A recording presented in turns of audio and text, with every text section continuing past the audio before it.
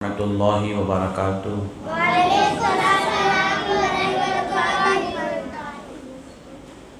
الحمد للہ رب العالمین والعاقبۃ للمتقین والصلاة والسلام علی سید الانبیاء والمرسلین، اما بعد فاعوذ باللہ من الشیطان الرجیم، بسم اللہ الرحمن الرحیم۔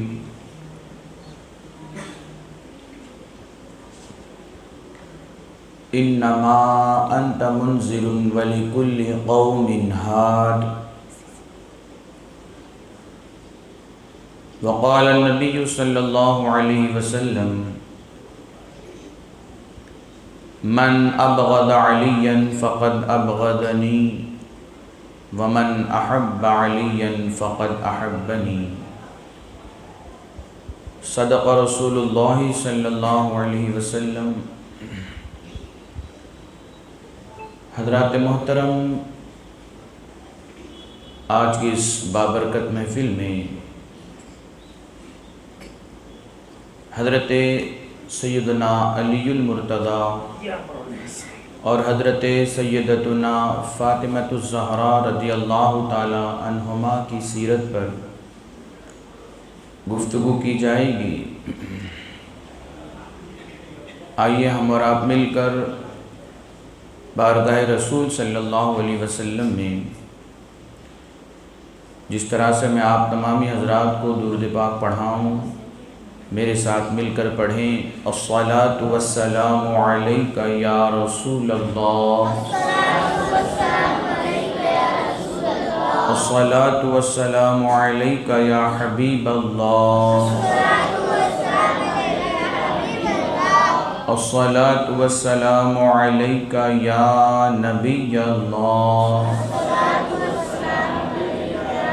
الصلاۃ والسلام علیک یا نور اللہ، وعلی آلک واصحابک یا حبیب اللہ، صلی اللہ تعالی علیہ وسلم۔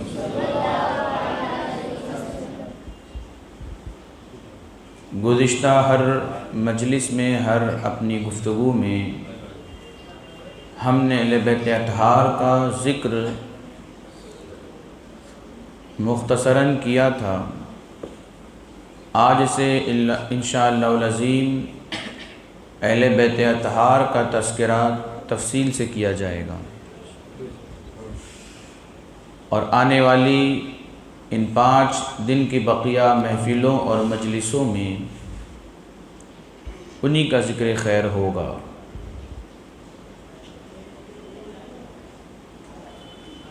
شاعر کہتے ہیں: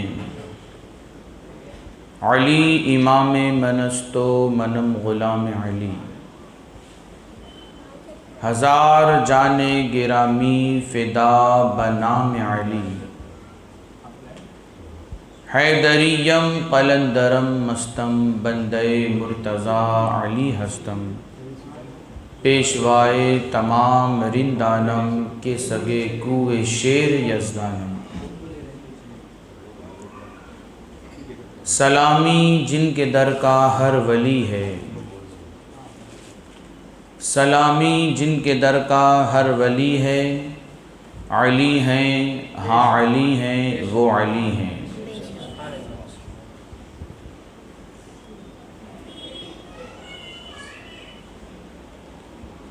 قرآن پاک میں جس طرح سے صحابہ کرام کی فضائل میں کئی آیتیں اتری ہیں، ایسے ہی اہل بیت اطہار کے متعلق بھی کئی آیتیں قرآن پاک میں نازل ہیں۔ خاص طور پر حدیث پاک کا اگر ہم مطالعہ کرتے ہیں تو اہل بیت اطہار کے فضائل و مناقب، اور خاص طور سے حضرت علی رضی اللہ تعالی عنہ کے فضائل بے شمار ملتے ہیں۔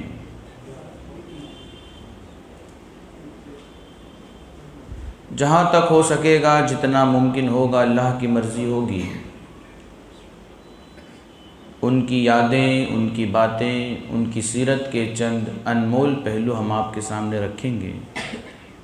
ہم دعا کرتے ہیں کہ پروردگار عالم ہمیں اہل بیت اطہار کی سچی محبت عطا فرمائے، انہی کی محبت میں زندہ رکھے، انہی کی محبت میں موت عطا فرمائے، اور انہی کے وسیلے سے اللہ ہم سب کی دنیاوی اخروی پریشانیوں کو دور فرمائیں، اور انہی کی محبت میں جنت الفردوس میں داخلہ نصیب فرمائے۔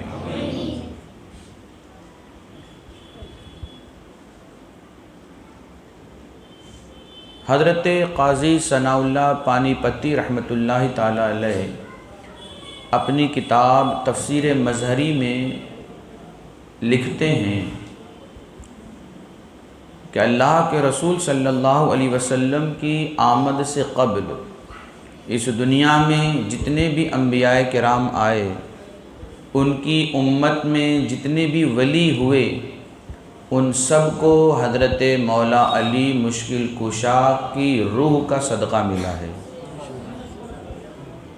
ان کی روحانیت کے صدقے، ان کے روح کے فیض کے صدقے اللہ نے ان نبیوں کی امتوں میں بے شمار لوگوں کو مقام ولایت عطا فرمایا، اور آج بھی قیامت تک جتنے بھی اولیاء کرام ہوئے ہیں، ہوں گے یا قیامت تک آئیں گے، ان سب کو اگر ولایت نصیب ہوگی تو حضرت مولا علی مشکل کشا کے نام کی برکت سے نصیب ہوگی۔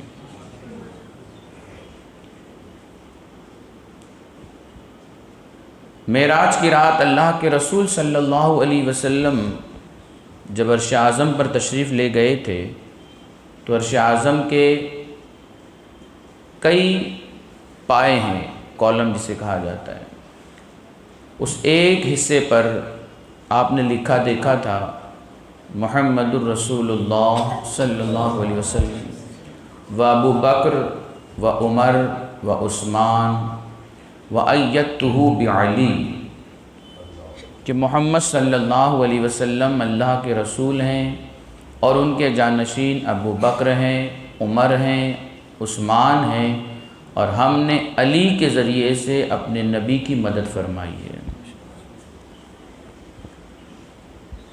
یہ وہ باتیں ہیں جو قرآن پاک کی آیتوں کی تفسیر میں ضخیم اور موٹی موٹی تفسیر اور حدیث کی کتابوں کے اندر ہیرے کی طرح پوشیدہ ہیں، چھپی ہوئی ہیں، جنہیں ہم نکال کر کے آپ کے سامنے پیش کرنے کی سعادت حاصل کر رہے ہیں۔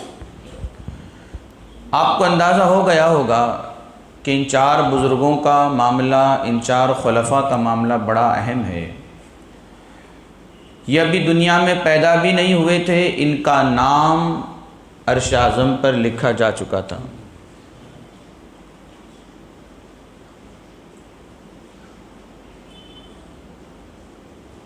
اللہ کے رسول صلی اللہ علیہ وسلم کے دور مبارک میں جب شہر مکہ میں ایک مرتبہ بہت ہی زبردست قحط پڑا، قحط کہتے ہیں بارش بند ہو جائے، فصلیں جو زمین سے نکلتی ہیں وہ خراب ہو جائیں، اناج کی پیداوار میں کمی آ جائے، اور جو تھوڑے بہت اناج یہاں وہاں سے لوگ لاتے ہیں وہ مہنگا ہو جائے، اور پھر لوگ دانے دانے کے محتاج ہو جائے۔ حضرت علی کے والد کا نام تھا ابو طالب، اور آپ کی والدہ کا نام تھا فاطمہ بنت اسد، نام یاد رکھیے گا۔ حضرت علی کے والد کے کئی بچے تھے۔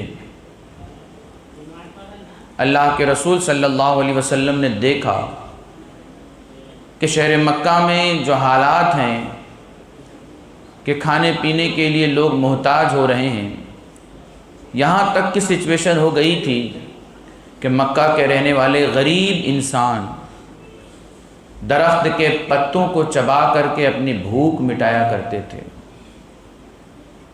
چمڑے جانور کے بدن سے جو نکلتے اسے وہ چباتے۔ اتنا زبردست قحط پڑا تھا، اور اللہ کے رسول صلی اللہ علیہ وسلم کے چچا ابو طالب کے یہاں پر بچوں کی کافی تعداد تھی، آپ کا خاندان کافی بڑا تھا، اس میں مولائے کائنات مشکل کشا رضی اللہ تعالیٰ عنہ بھی تھے، جن کی عمر تقریباً 7 سے 8 سال کے درمیان تھی۔ اللہ کے رسول نے حضرت جعفر رضی اللہ تعالیٰ عنہ کو لیا اور کہا چلو ابو طالب کے بوجھ کو ہلکا کرتے ہیں، اور پھر اس کے بعد آپ تشریف لے گئے۔ حضرت جعفر نے حضرت علی کے بھائی عقیل کو گود لیا اور ان کی پرورش کی، اور اللہ کے رسول صلی اللہ علیہ وسلم نے مولا علی مشکل کشا کو گود لیا اور کہا چچا یہ اس بچے کو آپ میرے حوالے کر دیجئے، میں اسے کھلاؤں گا بھی پلاؤں گا بھی، اس کی تربیت بھی کروں گا اور اس کے ہر طرح کی ضروریات کا میں خیال رکھوں گا، اور آخر تک میں اس کے ساتھ رہوں گا۔ ابو طالب کہتے ہیں ٹھیک ہے بھتیجے لے جاؤ۔ اللہ کے رسول صلی اللہ علیہ وسلم حضرت علی کو اٹھا لیتے ہیں۔ اعلیٰ حضرت امام عشق و محبت لکھتے ہیں کہ اس وقت جس وقت اللہ کے رسول نے انہیں اٹھایا اور اپنے گھر لے کر آئے، اس وقت 7 سے 8 سال کے درمیان تھی عمر ان کی، اور ایک روایت میں آتا ہے 9 سال کے درمیان ان کی عمر تھی، یعنی کہ آپ سمجھ لیں کہ بہت چھوٹے بچے تھے، نابالغ تھے، قابل رحم تھے، قابل پرورش تھے حضرت مولا علی مشکل کشا۔ اور اس سے پہلے میں آپ کو بتاؤں، حضرت فاطمہ بنت اسد جنہوں نے ایمان قبول کیا تھا، جو علی کی والدہ ہیں، وہ فرماتی ہیں کہ جب میرے پیٹ میں علی تھے اور میں حمل سے تھی تو بار بار مجھے خواب آیا کرتے، اچھے خواب آتے، اور کبھی کبھی کوئی کہتا خواب میں آ کر اے فاطمہ تمہارے یہاں پر اس بچے کی جب ولادت ہوگی تو تم اس کا نام علی رکھنا۔ اللہ اکبر! آپ اندازہ کریں کہ خواب میں بشارت ہو رہی ہے، نام بتایا جا رہا ہے، نام ان کی ماں کو بھی بتایا گیا، یہی نام اللہ کے رسول کو بھی بتایا گیا، یہی نام معراج کی رات حضور علیہ الصلوۃ والتسلیم نے عرش اعظم کے پائے پر بھی لکھا ہوا دیکھا۔ لیکن آپ دیکھیں جب آپ حمل سے تھیں، اللہ کے رسول علیہ الصلوۃ والتسلیم حال دریافت کرنے کے لیے اپنی چچی کا ان کے گھر آیا کرتے تھے۔ جب جب بھی اللہ کے رسول اپنی چچی فاطمہ بنت اسد کے یہاں پر ان کی خبر گیری کرنے کے لیے آتے تو فاطمہ بنت اسد فوراً ادب سے کھڑی ہو جایا کرتی تھی۔ بار بار ایسے ہی ہوتا۔ ایک مرتبہ میرے آقا ملاقات کر کے چلے گئے، ان کے شوہر ابو طالب کہتے ہیں فاطمہ کیا بات ہے، جب جب بھی میرا بھتیجا محمد آتا ہے تو تم کھڑی ہو جایا کرتی ہو اور ان کا ادب کرتی ہو، اور جہاں پر محمد گزرتے ہیں تم بھی پیچھے پیچھے چلتی ہو، وہ دائیں چلتے ہیں تو تم بھی دائیں مڑ جاتی ہو، وہ بائیں چلتے ہیں تو تم بھی بائیں مڑ جاتی ہو، اور جب تک وہ گھر میں ہوتے ہیں تو تم ان کے سامنے ادب سے کھڑی ہوتی ہو یا بیٹھی رہتی ہو، اور جب وہ چلے جاتے ہیں تو تم بھی پیچھے پیچھے دروازے تک چھوڑنے جاتی ہو۔ آخر ایسا کیوں ہو رہا ہے؟ یہ کوئی نئی چیز ہے جو میں اپنی آنکھوں سے دیکھ رہا ہوں۔ فاطمہ بنت اسد کہتی ہے میرے شوہر نامدار پتہ نہیں کیا ہوتا ہے، کبھی ایسا نہیں ہوا، میرے گھر میں بڑے بڑے قریش کے سردار اور رئیس آتے رہتے ہیں، لیکن کبھی میرے ذہن میں یہ بات نہیں آتی کہ ان کے ادب کے لیے کھڑے ہو جائیں، لیکن جب محمد آپ کے بھتیجے آتے ہیں تو پتہ نہیں اندر سے میرے پیٹ میں ایسا مروڑ پیدا ہوتا ہے کہ کوئی اندر سے مجھے دھکے لگاتا ہے اور پھر میں مجبوراً کھڑی ہو جایا کرتی ہوں۔ اللہ اکبر! ابو طالب کہتے ہیں ٹھیک ہے، اگر ایسی کوئی بات ہے، اب اگر محمد تمہارا تم سے ملنے آئیں گے تو میں دیکھتا ہوں کہ تمہیں ہوتا کیا ہے۔ اور پھر چند دنوں کے بعد اللہ کے رسول علیہ الصلوۃ والتسلیم پھر ملنے آتے ہیں اور چچی کا حال دریافت کرنے کے لیے تشریف لاتے ہیں۔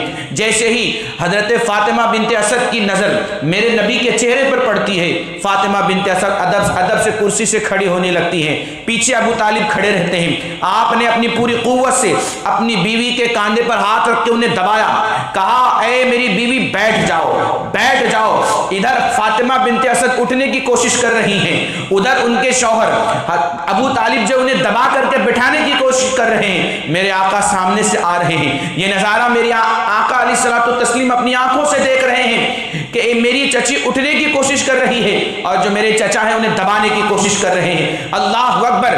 تاریخ بتاتی ہے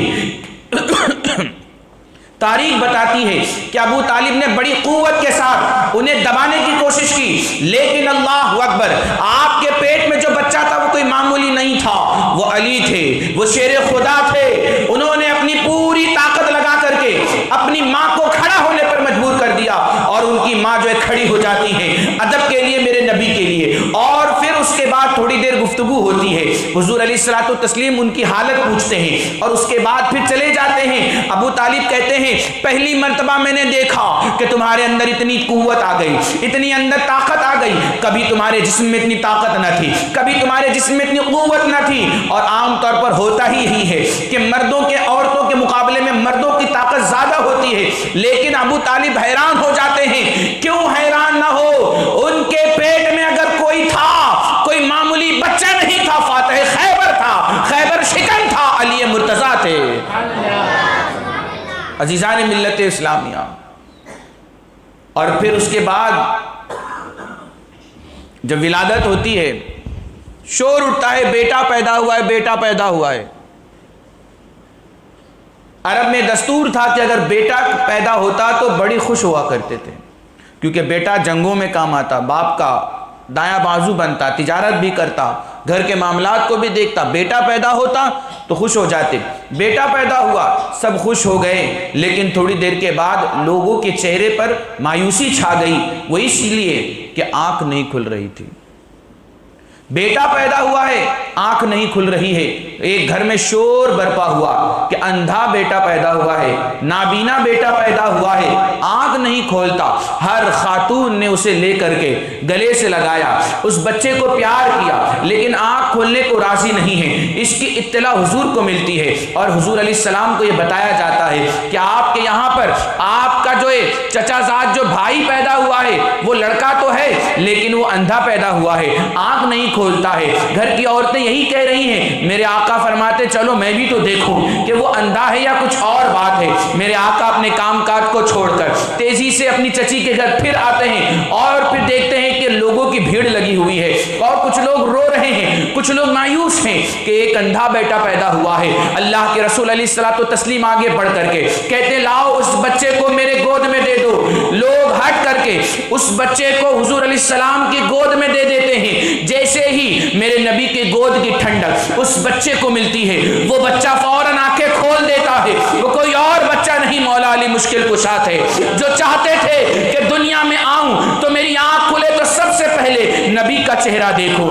اپنے رسول کا چہرہ دیکھو، نبی آخر الزماں کا چہرہ دیکھو۔ اسی سچائی کو کسی شاعر نے کیا ہی بہترین انداز میں، کتنے اچھے انداز میں بیان کیا ہے کہ چہرہ بھی دیکھنا نہیں، گوارا نہیں کیا جب تک علی نے دیکھا نہ چہرہ رسول کا۔ اللہ اکبر، آپ دیکھیں کہ جیسے ہی نبی کی گود کی ٹھنڈک علی کو ملتی ہے، علی اپنی آنکھیں کھول دیتے ہیں، اور فوراً نظر ان پڑتی ہے تو چہرے مصطفیٰ پر پڑتی ہے، اور پھر آپ مسکرانے لگتے ہیں۔ میرے آقا کہتے ہیں چچی جان مبارک ہو، یہ اندھا نہیں ہے، یہ آنکھ والا ہے۔ یہ بات اور ہے کہ یہ میرا انتظار کر رہا تھا۔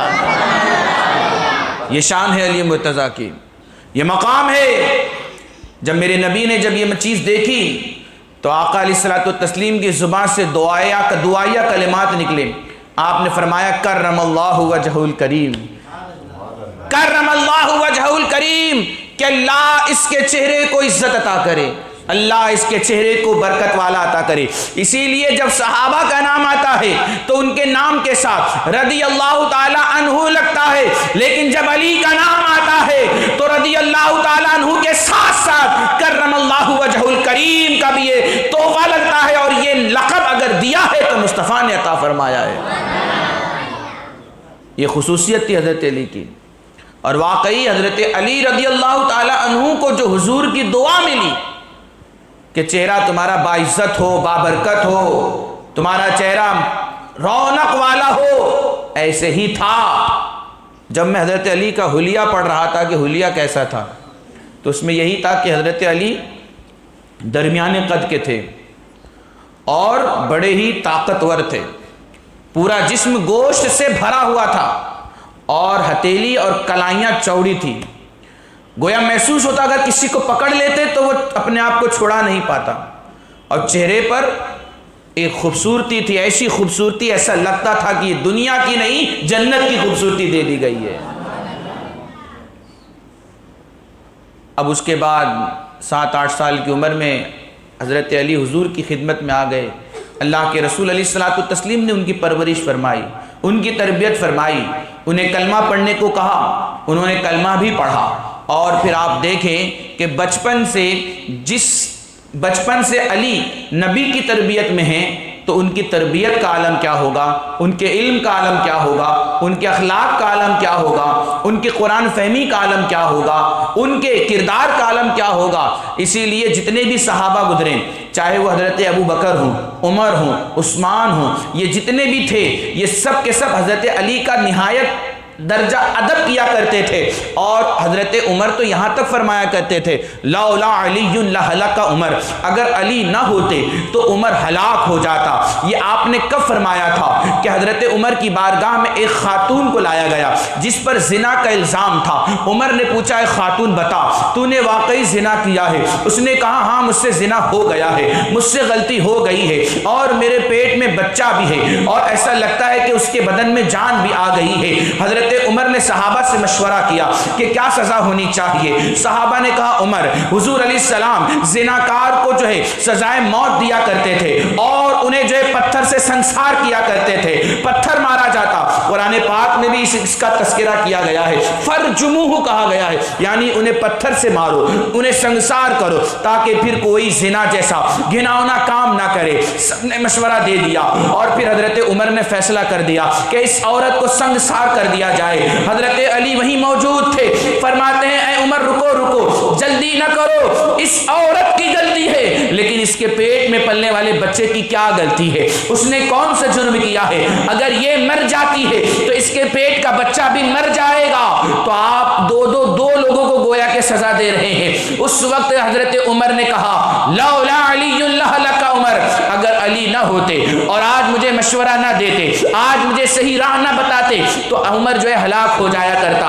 حضرت ابو بکر کے پاس بھی مشورہ دینے کے لیے علی ہوا کرتے تھے، عمر کے پاس بھی مشورہ دینے کے لیے علی ہوا کرتے تھے، عثمان غنی کے پاس بھی مشورہ دینے کے لیے علی ہوا کرتے تھے۔ اس لیے کہ سب سے زیادہ قرب اگر نبی کا کسی کو ملا ہے تو علی کو ملا ہے، سب سے زیادہ اقتداء میں نماز پڑھنے کا موقع ملا ہے تو علی کو ملا ہے، سب سے زیادہ نبی کے ساتھ سفر کرنے کا موقع ملا ہے تو علی کو ملا ہے، سب سے زیادہ کھانا کھانے کا موقع ایک دسترخوان پر کسی کو ملا ہے تو علی کو ملا ہے۔ اور جب حضرت سیدہ فاطمہ کا نکاح علی کے ساتھ ہوا ہے تو اس کا ان کا مقام تو آسمان سے بھی بلند ہو گیا، ان کا مقام تو عرش اعظم سے بھی بلند ہو گیا، ان کے درجات کو اللہ نے اتنا بڑھا دیا کہ صحابہ کرام حضرت علی کو دیکھ کر ادب سے کھڑے ہو جایا کرتے تھے، ادب سے جو ہے راہ چھوڑ دیا کرتے تھے، اپنی کرسی سے اٹھ کر کے علی کو بٹھایا کرتے تھے، اس لیے کہ جس علی کا ادب نبی کرتے ہیں اس علی کے ادب کرنے کے لیے ہر صحابی کھڑا ہوا کرتا تھا۔ یہ تھا ادب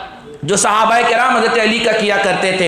آؤ میں آپ کو بتاؤں قرآن پاک کی آیت کے ذریعے، میں نے ابھی ایک آیت کریمہ پڑھی انما انت منذر ولکل قوم ھاد، اس آیت کا ترجمہ یہ ہے کہ محبوب تم جو ہے ہر قوم کو اللہ کے عذاب سے ڈرانے والے ہو، اور ہر قوم کے ہادی بن کر آئے ہو، ہر قوم کے رہبر اور رہنما بن کر کے آئے ہو۔ اس آیت کی تفسیر میں حضرت عبداللہ ابن عباس فرماتے ہیں کہ اللہ کے عذاب سے ڈرانے والے اللہ کے رسول ہیں، اور نبی کے امت کے رہبر اور رہنما علی کی ذات ہے، علی کی ذات ہے۔ یہ کون کہہ رہے ہیں؟ حبر الامہ کہہ رہے ہیں، یہ کون کہہ رہے ہیں؟ جو قرآن کے مفسر تھے، یہ کون کہہ رہے ہیں؟ جو علی کے چچا زاد بھائی تھے، یہ کون کہہ رہے ہیں؟ جو حضرت عباس جو نبی کے چچا ہیں ان کے بیٹے تھے، جو آپ دیکھیں ایک بھائی اپنے بھائی کی جلدی تعریف نہیں کرتا، ایک چچا زاد بھائی اپنے چچا زاد بھائی سے کبھی اچھے اس کے تعلقات نہیں بنتے، مگر آؤ دیکھو ایک طرف علی ہے، ایک طرف عبداللہ ابن عباس ہے،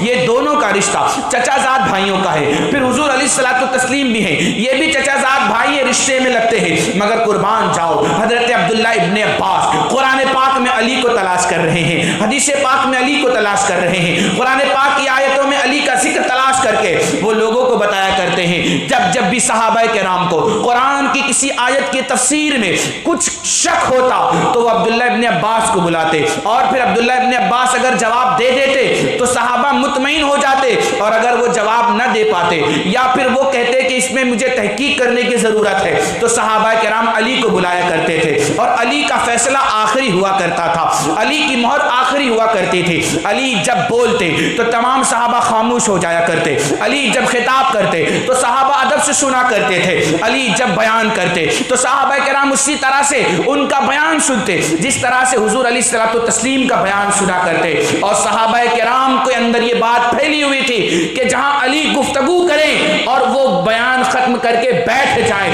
تو اب اس کے بعد کسی کو بیان کرنے کی ضرورت نہیں ہے، اس کے بعد کسی کو کھڑے ہو کر کے قرآن و حدیث کی تفسیر بیان کرنے کی ضرورت نہیں ہے، اس لیے کہ جو علی نے کہہ دیا وہ کوئی نہیں کہہ سکتا ہے، جو علی نے بتا دیا وہ کوئی نہیں بتا سکتا ہے۔ حضرت علی ہی فرمایا کرتے تھے کہ اللہ کے رسول علیہ الصلوۃ والتسلیم نے دو طرح کا علم مجھے عطا فرمایا ہے، ایک علم وہ ہے جو میں آپ کو بتاتا ہوں، ایک علم وہ ہے جو میں آپ کو نہیں بتا سکتا ہوں، میں صرف اپنے گھر والوں کو بتاتا ہوں۔ امام حسن کو میں نے بتایا ہے، حسین کو میں نے بتایا ہے، انہوں نے اپنی اولاد کو بتایا ہے۔ اگر آپ کو اس کے بارے میں پڑھنا ہو تو آپ اٹھاؤ کتاب حضرت علامہ عبد الرحمن جامی کی لکھی ہوئی کتاب شواہد النبوہ اٹھا کر کے پڑھو، اس کے اندر صاف لفظوں میں لکھا ہے، علی فرماتے ہیں کہ مجھے دو طرح کا علم نبی کے ذریعے سے ملا ہے، ایک وہ علم ہے جس کی اجازت مجھے نبی نے دی ہے کہ عوام کو بتاؤ، صحابہ کو بتاؤ، مدینہ کے مسلمانوں کو بتاؤ، اور ایک علم وہ ہے جسے دل میں چھپا کر کے رکھنے کا حکم دیا گیا ہے۔ اسی علم کی وجہ سے صحابہ حضرت علی کا ادب کیا کرتے تھے، حضرت علی کے لیے ادب سے کھڑے ہو جایا کرتے تھے، اس لیے کہ صحابہ جو ہے یہ نبی کے در والے تھے، علی نبی کے گھر والے تھے۔ آؤ مزید دیکھو، قرآن پاک کی ایک اور آیت پڑھو، اللہ فرماتا ہے وَبِالْوَالِدَيْنِ إِحْسَانًا، والدین کے ساتھ حسن سلوک کرو، اچھا برتاؤ کرو۔ اس آیت کی تفسیر میں مفسرین فرماتے ہیں کہ اس امت کے والد کی طرح حضور علیہ الصلوۃ والتسلیم بھی ہیں، اور روحانی والد کی طرح مولا علی مشکل کشا بھی ہیں، روحانی والد کی طرح، کیونکہ آج جس کو بھی جتنا علم ملا ہے نبی کا، نبی کے سینے کا علم جو ملا ہے وہ علی کے گھر کے راستے ہی سے ہو کے جاتا ہے، علی کے فیضان نظر سے ہی وہ علم مل رہا ہے۔ انہی کی عنایتوں اور مہربانیوں کا صدقہ ہے کہ ہمارے پاس، آپ کے پاس اور دنیا کے ہر عالم دین کے پاس جو علم ہے وہ نبی ہی کا ہے، مگر ملا ہے تو حضرت علی کے وسیلے سے ملا ہے، حضرت علی کے صدقے ملا ہے، حضرت علی کے فیض سے ملا ہے۔ اور پھر ایک مقام پر اللہ رب العزت ارشاد فرماتا ہے یا ایھا الذین آمنوا، اے ایمان والو۔ قرآن پاک میں دو طرح سے اللہ نے اپنے بندوں کو مخاطب فرمایا۔ اگر اللہ کی مرضی ہے کہ مومن اور غیر مومن، مسلمان اور کافر دونوں سے گفتگو کیے جائے تو اللہ فرماتا ہے یا ایھا الناس، اے لوگو۔ بڑی باریک بات ہے مگر آسان انداز میں بتانے کی کوشش کر رہا ہوں، شاید دل میں اتر جائے آپ کے۔ جہاں پر اللہ رب العزت فرماتا ہے کہ میرے مومن بندے اور جو غیر مسلم ہے وہ بھی دونوں سے خطاب ہو، تو اللہ فرماتا ہے یا ایھا الناس، اے لوگو۔ اور جہاں پر صرف مومن ہی گفتگو کے لائق ہوتے تو اللہ فرماتا ہے یا ایھا الذین آمنوا، اے ایمان والو۔ علامہ ابن حجر مکی شافعی رحمۃ اللہ علیہ اپنی کتاب الصواعق المحرکہ میں لکھتے ہیں کہ قرآن پاک میں بے شمار جگہ پر یا ایھا الذین آمنوا آیا ہے، اے ایمان والو، اے ایمان والو، اے ایمان والو۔ تو جتنے بھی ایمان والوں سے اللہ خطاب فرما رہا ہے ان تمام مومنوں کے رہبر، رہنما اور سردار علی ہیں، ان تمام مومنوں کے رہبر، ان تمام مومنوں کے سردار علی ہیں۔ یہ قرآن پاک کی تفسیر بتا رہا ہوں، کوئی واقعہ نہیں بتا رہا کہ کوئی کہے کہ یہ جھوٹا واقعہ ہو سکتا ہے یا سچا ہو سکتا ہے۔ یہ قرآن پاک کی تفسیر ہے۔ اللہ نے جس طرح سے نبی کے علم کو علی اور علی کے گھر والوں کے سینے میں پوشیدہ رکھا، اسی طرح سے علی اور اہل بیت کے فضائل کو قرآنی پوشیدہ رکھا ہے، نظر چاہیے ڈھونڈنے کے لیے۔ آج موتی قیمتی اسی لیے ہے کہ وہ سمندر کی گہرائی میں ملتا ہے، سونے سے زیادہ قیمتی اسی لیے ہے کہ وہ سمندر کی گہرائی میں ملتا ہے۔ اسی طرح سے اگر اہل بیت کی عظمت کو سمجھنا ہو تو آپ کو قرآن کی گہرائی میں اترنا ہوگا۔ اہل بیت موتی کی طرح چمکتے ہوئے نظر آئیں گے، آپ کو موتی کی طرح چمکتے ہوئے نظر آئیں گے۔ اور پھر ایک مقام پر اللہ فرماتا ہے وَاعْتَصِمُوا بِحَبْلِ اللَّهِ جَمِيعًا وَلَا تَفَرَّقُوا، اللہ کی رسی کو مضبوطی سے پکڑ لو اور آپس میں بٹنا نہیں، جھگڑنا نہیں، تفرقہ نہیں پیدا کرنا، اختلاف پیدا مت کرو، اللہ کی رسی کو پکڑ لو۔ اللہ کی رسی کیا ہے؟ اللہ کی رسی قرآن پاک بھی ہے، اللہ کی رسی نبی کا دین بھی ہے، اللہ کی رسی نماز بھی ہے، روزہ بھی ہے، حج بھی ہے، زکوٰۃ بھی ہے۔ مگر ساتھ ہی ساتھ اس کی تفسیر جب امام باقر رضی اللہ تعالیٰ عنہ سے پوچھی گئی، جو حضرت امام حسین کے پوتے یا پڑ پوتے میں آتے ہیں، جب ان سے پوچھا گیا تو آپ نے برجستہ کہا سنو، جو کہہ رہے ہیں کہ اللہ کی رسی سے مراد قرآن ہے، حدیث ہے، نماز ہے، روزہ ہے، یہ سب اپنی جگہ ہے، مگر ایک علم وہ ہے جو ہمارے سینے میں نبی نے عطا کیا تھا، وہ بھی ہے، میں تمہیں بتاتا ہوں۔ اس آیت میں جو اللہ نے کہا ہے اللہ کی رسی کو مضبوطی سے پکڑ لو، اس آیت میں اللہ کی رسی سے مراد ہم اہل بیت اطہار ہے۔ علی کا دامن تھام لو، حسین کا دامن تھام لو، فاطمہ کا دامن تھام لو، حسن کا دامن تھام لو، یہ اللہ کی رسی ہے، اسے پکڑ لو، اوپر چڑھتے چلے جاؤ، نہ شیطان بہکائے گا، سیدھا ٹھکانہ تمہارا جنت ہوگا۔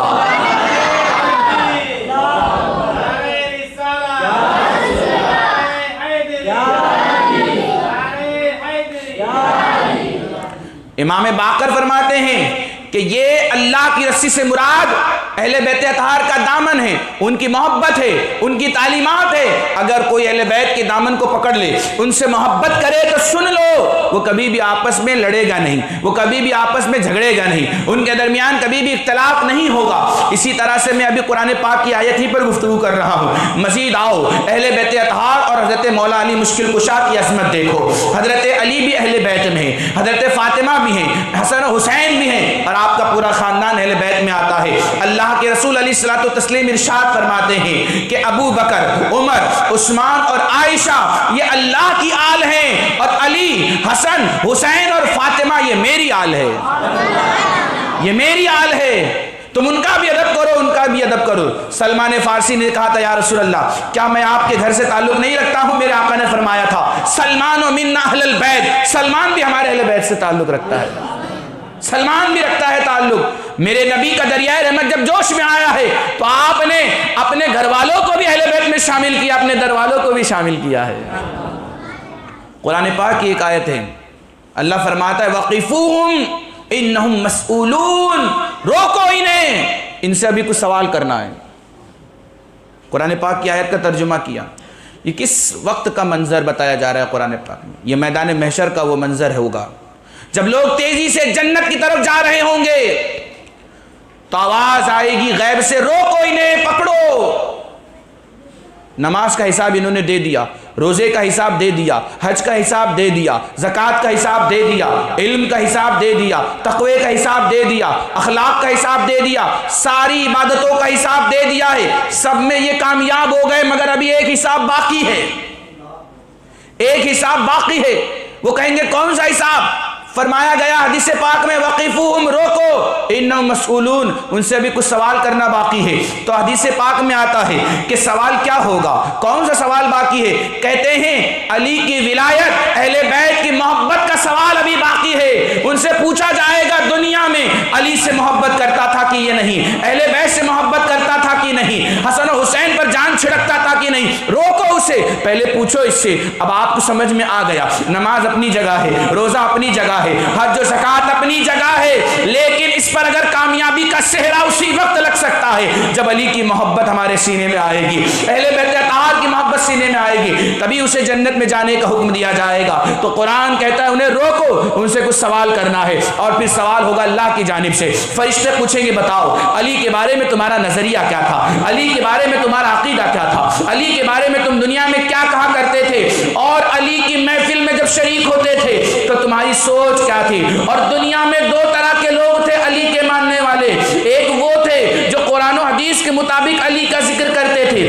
ایک وہ تھے جو حد سے زیادہ آگے بڑھ کر کے علی کو کبھی نبی کے برابر معاذ اللہ کر دیا کرتے تھے، کبھی نبی کے آگے بڑھا دیتے، کبھی اللہ کے برابر معاذ اللہ کر دیا کرتے تھے۔ ذرا یہ بھی بتاؤ تم کس کی مجلس میں بیٹھتے تھے؟ بے ادبوں کی مجلس میں بیٹھتے تھے یا ادب کرنے والوں کی مجلس میں بیٹھتے تھے؟ یہ بھی پوچھا جائے گا۔ اب فرمایا گیا کہ پھر جو کہہ دے گا کہ ہاں ہم علی سے سچی محبت کرتے ہیں، وہ ہمارے امام ہیں، وہ ہمارے رہبر ہیں، وہ ہمارے ولی ہیں، وہ ہر مومن کے ولی ہیں، جب وہ کہے گا تو اب حکم ہوگا کہ اب اسے چھوڑ دو، یہ جنتی ہے۔ اب کہا جائے گا چھوڑ دو، یہ جنتی ہے۔ اللہ اکبر۔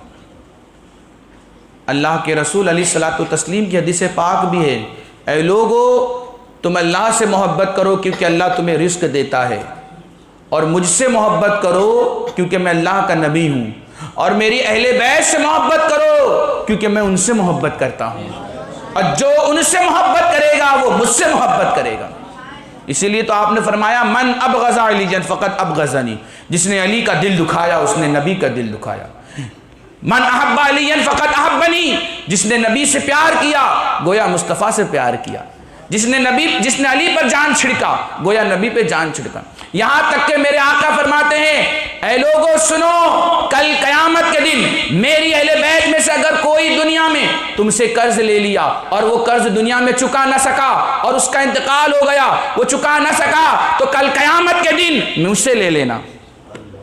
آپ اندازہ کریں، ایک آل رسول، ایک نبی کے گھر والے کے قرض کی ذمہ داری مصطفیٰ کریم لے رہے ہیں اور فرما رہے ہیں کہ اگر میرے خاندان کا کوئی بندہ تم سے کوئی قرض لے لے اور وہ چکا نہ سکے تو تم گھبرانا نہیں، تم ذرا برابر بھی سوچنا نہیں، کل قیامت کے دن تم لے لینا۔ تو آج دنیا میں آپ دیکھیں کہ اگر اہل بیت کا کوئی فرد دنیا میں کیا لے گا، یا تو پیسہ لے گا، درہم لے گا، دینار لے گا، کپڑا لے گا، لیکن جب قیامت قائم ہوگی وہاں پر تو نہ دینار ہوں گے، نہ درہم ہوں گے، نہ پیسے ہوں گے، تو معلوم یہ ہوا کہ دنیا میں وہ لیا جو فنا ہونے والا ہے اور مصطفیٰ وہ دے رہے ہیں جو فنا کبھی نہیں ہوگا، فنا کبھی نہیں ہوگا، وہ ہمیشہ باقی رہے گا۔ دنیا میں انسان ہلکی چیز دے گا لیکن مصطفیٰ جسے جو دے دے وہ بڑا اہم ہوتا ہے۔ نبی فرماتے ہیں کہ میں دے دوں گا، اس کو کہتے ہیں سپورٹ کرنا۔ اہل بیت کے سر پر کل بھی نبی کا روحانی سایہ تھا، آج بھی ہے اور انشاءاللہ قیامت تک رہے گا۔ حدیث پاک میں آتا ہے حضور فرماتے ہیں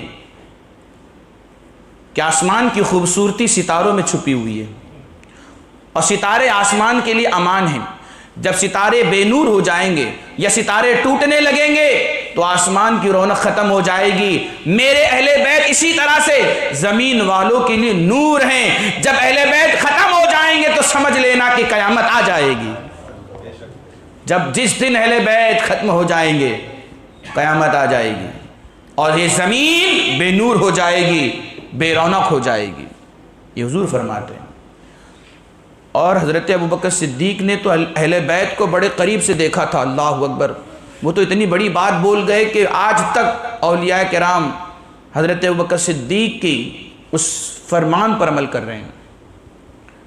علامہ شرف الدین نووی، جسے امام نووی کہتے ہیں، شافعی ہیں، انہوں نے اپنی کتاب تذکرۃ الصالحین کے اندر، ریاض الصالحین کے اندر لکھا ہے، حضرت ابوبکر صدیق فرماتے ہیں ارقبوا آل محمد، آل محمد میں مراقبہ کرو۔ ایک ولی کو ولایت کا منصب چاہیے ہوتا ہے تو کیا کرتے ہیں؟ سبحان اللہ کا ورد کرتے ہیں، استغفر اللہ کا ورد کرتے ہیں، ضرب ہو لگاتے ہیں، اللہ اللہ پڑھتے ہیں، نام مصطفیٰ کی مالا جپتے ہیں، نبی پر درود پڑھتے ہیں، ذکر جلی کرتے ہیں، ذکر خفی کرتے ہیں، اور اس ذکر کے ذریعے سے اپنی زبان کے ذریعے سے الفاظ کو ادا کر کے اپنے دل پر ضرب اللہ لگا کر کے اپنے سینے کو گناہ کے زنگ سے پاک کرتے ہیں، گناہ کی گندگی سے پاک کرتے ہیں۔ یعنی جتنا زیادہ وہ اللہ اس کے رسول کا نام لیتے ہیں، تنہائی میں نام لیتے ہیں، رات میں نام لیتے ہیں اور کثرت سے نام لیتے ہیں، پوری رات اللہ کی یاد میں لگے رہتے ہیں، تو کئی برسوں تک عبادت کرنے کے بعد انہیں ولایت کی ایک سیڑھی نصیب ہوتی ہے، اور پہلے زینے پر انہیں کھڑا کیا جاتا ہے، پھر اس کے بعد جب اور عبادت کر کے عبادت کی تپش میں اپنے آپ کو جلا دیتے ہیں، تب جا کر کے اس زینے پر اور وہ آگے بڑھتے ہیں، وہ زینہ چڑھتا گیا، چڑھتا چلا جاتا ہے، اور پھر جا کر کے مقام ولایت ملتی ہے۔ سیدنا شیخ عبد القادر جیلانی فرماتے ہیں کہ میں 20 سال تک جنگلوں میں گھومتا رہا اور جنگل کے درخت کے پتوں کو کھاتا رہا، زمین کی گھاس کو کھاتا رہا، دریا کے پانی کو پیتا رہا، 20 سال تک میں حق کی تلاش میں رہا، تب جا کر کے انہیں اتنی بڑی ولایت ملی ہے، تب جا کر کے انہیں غوثیت کبریٰ کا منصب ملا ہے۔ اللہ اکبر، آپ دیکھو غوث پاک 20 سال تک عبادت میں لگے رہے، تب جا کر کے انہیں روحانی فیض ملا، اہل بیت کا فیض ملا، نبی کے گھر کا فیض ملا، نبی کے صحابہ کا فیض ملا ہے۔ آپ اندازہ کرو، آل محمد کے بارے میں فرمایا گیا کہ اگر کوئی ولی بننا چاہتا ہے، صدیق اکبر کہتے ہیں کہ اگر کوئی چاہتا ہے اس کی زبان میں تاثیر آ جائے، اس کی دعا جلدی قبول ہو اور وہ اللہ کا مقرب بننا ہو جائے، تو وہ مراقبہ کرے اور آنکھ بند کر کے سر جھکا کر کے وہ اللہ اللہ کہنے کے ساتھ ساتھ علی علی علی علی کہتا رہے، ولایت اسے مل جائے گی، ولایت اسے مل جائے گی۔ یہ شان ہے۔ اسی لیے میرے آقا فرماتے ہیں النظر الی وجہ علی عبادت، علی کے چہرے کو دیکھنا عبادت ہے۔ جو ولی اگر ولی بنتا ہے تو علی کے نور کے صدقے بنتا ہے، علی کے نام کی بدولت بنتا ہے، علی کے ذکر کو جپتا ہے، ان کی نام کی مالا جپتا ہے، تب جا کر کے علی کے نام کا فیض اسے ملتا ہے اور وہ ولی بن جاتا ہے۔ صدیق اکبر نے اس کو سمجھ لیا، لیکن آج لوگ نہیں سمجھ پا رہے۔ فرماتے ہیں صدیق ارقبو، مراقبہ کرو، مراقبہ کرو۔ حضرت عبد الرحمن جامی رحمۃ اللہ تعالی علیہ لکھتے ہیں کہ سیدنا ابو الحسین خرقانی رحمۃ اللہ تعالی علیہ، یہ اپنے دور کے بہت بڑے اللہ کے ولی گزرے ہیں، یہ جب اپنے مرشد کے سامنے بیٹھ کر ذکر کر رہے تھے تو ان کو کہا گیا تھا کہ میں تمہیں ایک وظیفہ دیتا ہوں، وظیفہ پڑھو، اس وظیفے کی برکت سے تمہیں ولایت میں اعلیٰ درجے نصیب ہوں گے۔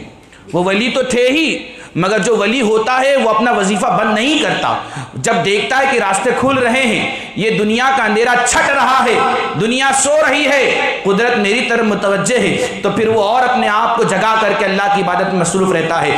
علامہ عبد الرحمن جامی رحمۃ اللہ تعالی علیہ اپنی کتاب نفحات الانفس، جو تصوف پر بہت عظیم اور بہت بہترین کتاب ہے، اگر کوئی پڑھ لے اور اس پر عمل کر لے تو وہ اپنے وقت کا ولی کہلائے گا۔ نفحات الانفس میں لکھتے ہیں کہ سیدنا ابو الحسین خرقانی رحمۃ اللہ تعالی علیہ جو اپنے دور کے بہت بڑے ولی کامل تھے، اور جب وہ سو رہے تھے تو خواب میں کسی نے آ کر کے کہا، اے ابو الحسین، تم ولایت کے بڑے مقام پہ پہنچ چکے ہو، لیکن ابھی ایک درجہ باقی ہے اور ایک وظیفہ تمہیں بتایا جا رہا ہے، تم اس وظیفے کو کرو، تب جا کر کے ولایت کا وہ درجہ بھی تمہیں ملے گا۔ ابو الحسین خرقانی کہتے ہیں کون سا وظیفہ ہے مجھے بتائیے؟ سارے وظیفے تقریباً اپنے مرشد کے بتائے ہوئے وظیفے کے مطابق کر چکا ہوں، کون سا باقی ہے؟ تو خواب میں بتانے والا کہتا ہے کہ جانتے ہو تم حضور علیہ الصلوۃ والتسلیم کے دور مبارک میں اللہ کے ایک ولی کا گزر ہوا ہے جن کا نام اویس کرنی تھا۔ وہ کہتے ہیں ہاں ہم جانتے ہیں، وہ اویس کرنی جو یمن کے رہنے والے تھے، اللہ کے رسول ان سے سچی محبت کیا کرتے تھے۔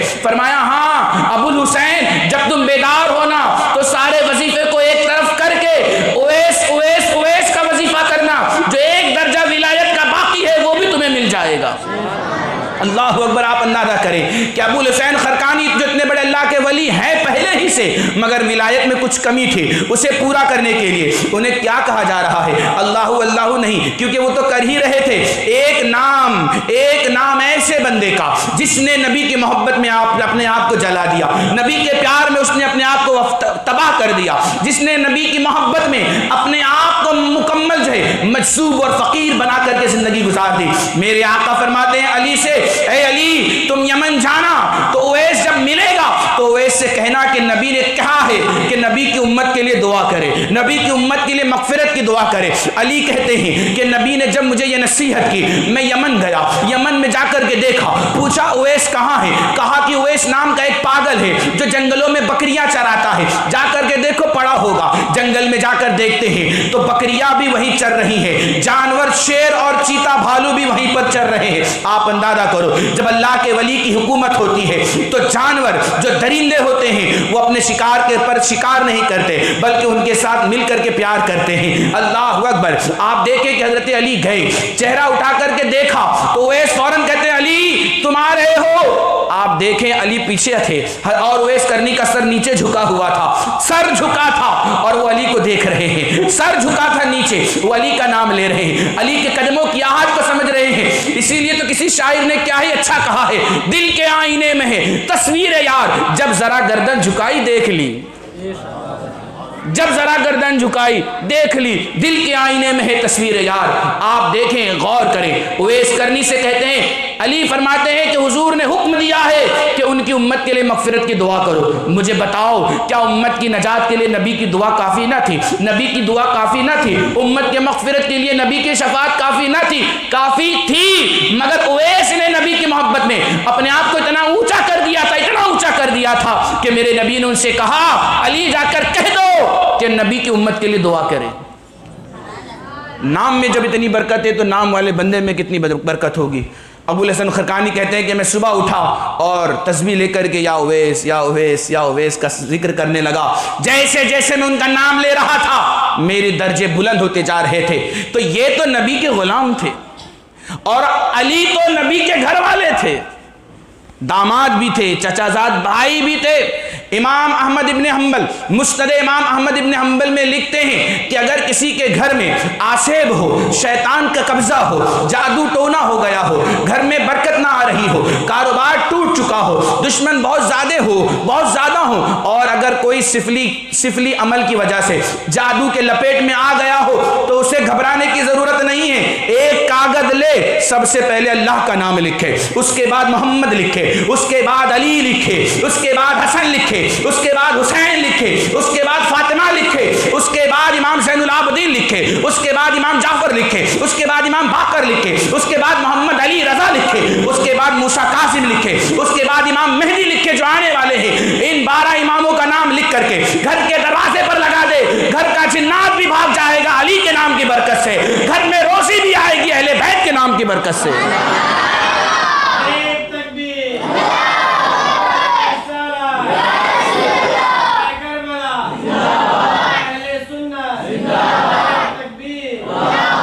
جب نام میں اتنی تاثیر ہے تو نام والوں کا مقام کیا ہوگا؟ ان کی زبان میں کتنی تاثیر ہوگی، ان کی گفتگو میں کتنی تاثیر ہوگی۔ یہی علی ہیں، جب کوفہ میں گئے تو حضرت علی کو کچھ لوگوں نے اپنی شرارتوں کی وجہ سے نیچا دکھانے کی کوشش کی۔ کسی نے کہا علی تو عجیب طرح کی باتیں کرتے ہیں، وہ کہتے ہیں جو چاہے پوچھ لو، سلونی اما شئتم، سلونی اما شئتم، جو چاہے پوچھ لو۔ کچھ لوگوں نے شرارت کے ساتھ کچھ کوشچن تیار کیے اور اس کے بعد لے جا کر علی جب ممبر پر بیٹھ کے خطبہ دے رہے تھے اور آپ نے کہا سلونی اما شئتم، صحابہ کہا کرتے تھے کہ اس ہمارے درمیان کوئی ایسا نہیں ہے جو یہ کہے کہ مجھ سے جو چاہو پوچھ لو، زمین کی خبر میں تمہیں دے دوں گا، آسمان کی خبر میں تمہیں دے دوں گا، آسمان پہ کیا چل رہا ہے میں تمہیں دے دوں گا، پہلے آسمان پہ کیا چل رہا ہے، دوسرے آسمان پہ کیا ہو رہا ہے، ساتویں پہ کیا ہو رہا ہے، جنت میں کیا ہو رہا ہے، سب کی خبر میں دے دوں گا۔ صحابہ کہتے ہیں کہ اس کے بارے میں کوئی صحابی دعویٰ نہیں کرتا تھا کہ مجھ سے جو چاہو پوچھ لو، یہ علی ہی تھے جو کہتے تھے سلونی اما شئتم، سلونی اما شئتم، جو چاہو پوچھ لو میں تمہیں بتا دوں گا۔ علی کہتے ہیں لوگوں سنو اے کوفہ والو، تم گھر میں کھاتے کیا ہو؟ میں تمہیں یہاں مسجد میں بیٹھ کر کے تمہیں بتا سکتا ہوں کہ تم گھر میں کھاتے کیا ہو۔ ارے اللہ اکبر، جب علی کا ایک بیٹا غریب نواز اجمیر کی سرزمین پر انا ساگر کو اپنے پیالے میں لے لیتا ہے اور راجاؤں کے بھید کھول دیتا ہے، تو جب بیٹے کا یہ عالم ہے تو باپ کا عالم کیا ہوگا، دادا کا عالم کیا ہوگا، علی شیر خدا کا عالم کیا ہوگا۔ ان شرارت پسند لوگوں نے چند سوال تیار کیے اور آ کر کے انہوں نے پوچھا، کہا کہ علی تم کہتے ہو کہ جو چاہو پوچھ لو؟ علی فرماتے ہیں ہاں، میں اپنی مرضی سے نہیں کہتا، میرے نبی نے اس کی اجازت دی ہے مجھے، میرے نبی نے اس کی اجازت دی، پوچھو کیا پوچھتے ہو۔ کہا تم نے اللہ کو دیکھا ہے؟ اگر دیکھا ہے تو بتاؤ وہ کیسا ہے۔ سوال بھی دیکھیے ان کا، کہا اللہ نے کو دیکھا ہے۔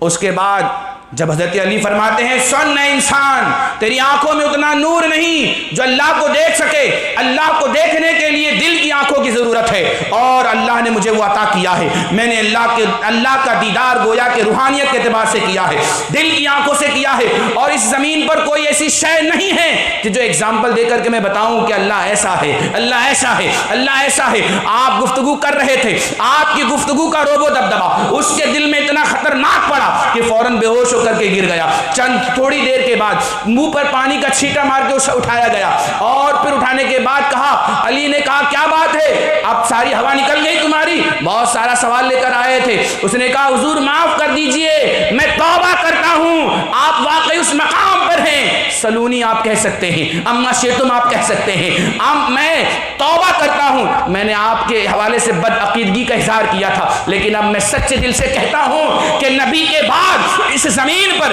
اگر سارے علوم کسی کے سینے میں ہے تو آپ ہیں. حضرت علامہ اسماعیل حقی رحمۃ اللہ علیہ نے تفسیر روح البیان کے اندر اس واقعے کو نقل فرمایا ہے, آپ اسے اٹھا کے پڑھ سکتے ہیں, دیکھ سکتے ہیں. یہی حضرت علی ہیں. اللہ کے رسول فرمانتے انت اخی فی الدنیا والآخرہ, اے علی تم دنیا و آخرت میں میرے بھائی ہو. یہی علی ہیں جس کے بارے میں میرے نبی فرماتے ہیں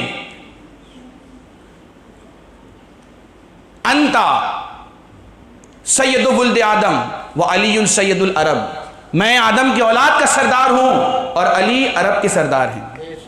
یہی علی ہے جن کے بارے میں نبی فرماتے ہیں علی منی وانا من علی, کہ علی مجھ سے ہیں اور میں علی سے ہوں. یہی علی ہیں جنگ احد میں جب بہادری کے ساتھ میرے نبی کو بچایا تھا, حضرت جبرائیل آئے تھے اور یہ منظر اپنی آنکھوں سے دیکھ رہے تھے, تو اس وقت میرے آقا نے جنگ احد میں علی کی بہادری, جوانمردی, حوصلہ مندی کو دیکھ کر کے فرمایا تھا اے علی تم مجھ سے ہو میں تم سے ہوں. تو اس وقت حضرت جبرائیل نے کہا تھا وانا منکما, یا رسول اللہ میں آپ دونوں سے ہوں, میں آپ دونوں سے ہوں. یہ ایک طرح کا علی کو اعزاز بھی تھا جو اللہ کی جانب سے دیا جا رہا تھا. اور غدیر خم کے موقع پر تقریباً 30 سے 35 صحابہ تھے, اور ایک روایت میں آتا ہے 40 سے زیادہ صحابہ کرام تھے. تو میرے آقا نے علی کے مقام و مرتبے کو واضح کرتے ہوئے فرمایا تھا من کنت مولا فہذا علی مولا, میں جس کا مولا ہوں علی اس کا مولا ہے, میں جس کا مددگار ہوں علی اس کا مددگار ہے, میں جس کا رہنما ہوں علی اس کے رہنما ہے, میں جس کا رہبر ہوں علی اس کے رہبر ہے. مجھ سے نجات ملے گی, علی سے بھی تمہیں نجات ملے گی. غدیر خم میں میرے آقا نے فرمایا تھا. یہاں تک کہ میں آپ کو بتاؤں, ایک مرتبہ حضرت ابوبکر حضرت علی راستے میں چل رہے تھے, ابوبکر صدیق حضرت علی کے چہرے کو دیکھ کے مسکرانے لگتے ہیں. علی فرماتے ہیں کیا بات ہے حضور مسکرا رہے ہیں؟ فرمایا تمہیں دیکھ کر کے نبی کا ایک فرمان مجھے یاد آ گیا. کہا کون سا فرمان؟ صدیق اکبر کہتے ہیں فرمان یہ ہے کہ تنہائی میں ایک مرتبہ میرے نبی نے فرمایا تھا کہ ابوبکر سنو, جب تک کہ علی جنت میں جانے کی چٹھی کسی کو نہ دے دے وہ جنت میں نہیں جا سکتا. علی فرماتے ہیں اتنا بڑا مقام, اسی لیے تو حدیث پاک میں آتا ہے کہ علی جنت اور دوزخ کو تقسیم کرنے والے ہیں. جو علی سے محبت کرتا ہے وہ بھی علی کو دیکھے گا, جو علی سے نفرت کرتا ہے میدان محشر میں وہ بھی علی کو دیکھے گا. محبت کرنے والے جنت میں, نفرت کرنے والے جہنم میں. اسی لیے فرمایا گیا انت قسیم الجنہ والنار, علی تم جنت اور دوزخ کو تقسیم کرنے والے ہو. صدیق اکبر کہتے ہیں کہ حضور نے فرمایا تھا علی جس کو جنت میں جانے کی چٹھی نہیں دے دیں گے وہ جنت میں نہیں جا سکتا. حضرت علی مسکراتے ہیں اس بات پر مجھے بھی ایک حضور کا فرمان یاد آ گیا. کیا محبت تھی, وہ ان کا راز کھول رہے ہیں, یہ ان کا راز کھول رہے ہیں, وہ ان کا مقام بتا رہے ہیں, یہ ان کا مقام بتا رہے ہیں. حضرت علی کہتے ہیں مجھے بھی ایک فرمان یاد آ گیا. صدیق اکبر نے کہا کون سا؟ کہا تنہائی میں ایک مرتبہ حضور نے بھی مجھ سے کہا تھا اے علی جب تم جنت میں لوگوں کو چٹھی دو گے نا تو جو صدیق اکبر سے محبت کرتا ہوگا اسی کو ہی دینا, جو نفرت کرتا ہوگا اس کو ہرگز نہیں دینا. کیا محبت تھی ان کے درمیان. گفتگو کے 2 حصے, ایک حصہ علی کو حضور نے بتایا, ایک حصہ صدیق اکبر کو بتایا. فرمایا جو صدیق اکبر سے محبت کرے اسی کو دینا اور کسی کو نہیں دینا. اور پھر اعلیٰ حضرت امام عشق و محبت لکھتے ہیں کہ جب حضرت سیدہ فاطمہ کا نکاح حضرت علی سے ہوا تو چونکہ سیدہ فاطمہ حضور علیہ السلام کی شہزادی ہیں, سب سے چھوٹی بیٹی ہیں اور سب سے زیادہ لاڈلی چہیتی بیٹی ہیں. حضور علیہ الصلوۃ والتسلیم قربان جائیں قربان جائیں۔ بہت محبت کیا کرتے تھے اپنی بچی سے۔ اعلیٰ حضرت فرماتے ہیں کہ حضرت علی کو اتنے اونچے اونچے مراتب اللہ کی جانب سے دیے گئے، وہ حضرت فاطمہ کے نکاح میں آنے کے بعد دیے گئے۔ حضرت فاطمہ کے نکاح میں آنے کے بعد دیے گئے۔ اب آپ دیکھیے، حضرت فاطمہ نوجوان ہیں، 15 سال غالباً عمر ہے، نکاح کی عمر ہو گئی۔ حضرت ابوبکر نے سوچا کہ میں رشتہ بھیجوں تاکہ نبی کے گھر سے میری رشتہ داری اور مضبوط ہو جائے۔ حضرت عمر نے بھی سوچا، حضرت عثمان نے بھی سوچا، میرے نبی نے سب کو منع کر دیا۔ کہا کہ اللہ جہاں فاطمہ کا رشتہ طے کرے گا، نبی وہیں اپنی بیٹی دے گا۔ اللہ اکبر۔ آج کسی کا رشتہ اس کے ماں باپ، دادا دادی، نانا نانی، رشتہ دار طے کرتے ہیں۔ قربان جاؤ علی اور فاطمہ کی عظمت پر کہ ان کا رشتہ مولا طے کر رہا ہے، خالق کائنات طے کر رہا ہے۔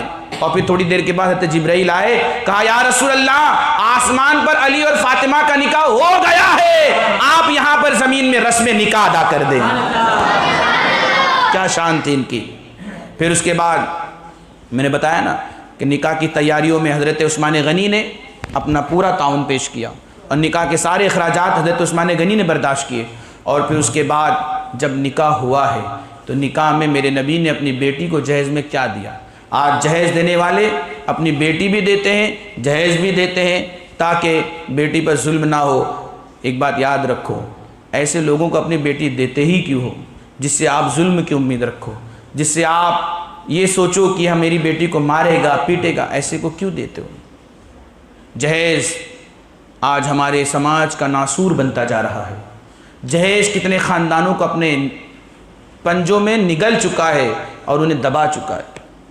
جہیز بڑے بڑے خاندان کو تباہ کر دیتا ہے۔ میرے آقا نے جہیز میں کیا دیا، آج لوگ نہ جانے کیا کیا دیتے، پوری لسٹ ریڈی کر کے دیتے ہیں، اتنا ہم دے رہے ہیں، آپ بھی کچھ اتنا دے دو۔